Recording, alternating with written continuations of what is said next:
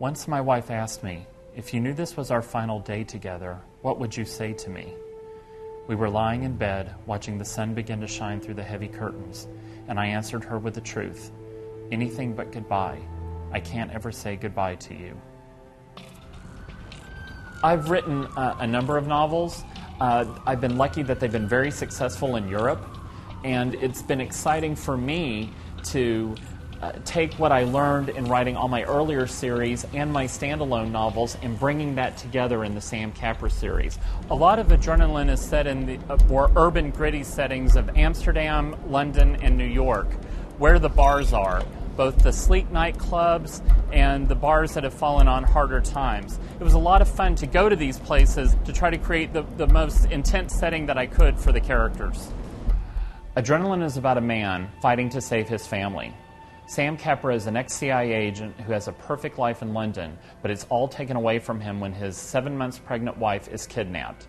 Accused of treason, Sam has to go searching for his wife, all while the CIA is hunting him, to find out what has happened to her and who she really is.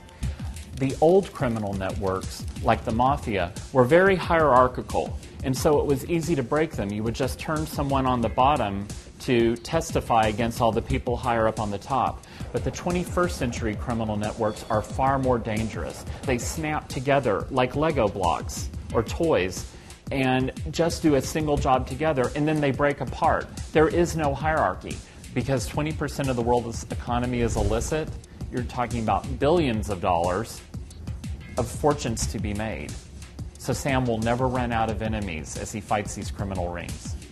I decided to have Sam be a parkour runner because he's a very 21st century style of hero, and I liked the idea that the same way that a parkour runner makes his or her own path, jumping from bridges, from building to building, that it seemed very symbolic of the way that Sam approaches his challenges. He can be both the gracious host, like Rick Blaine in Casablanca, and he can also be the spy who is incredibly capable in fighting, like Jason Bourne.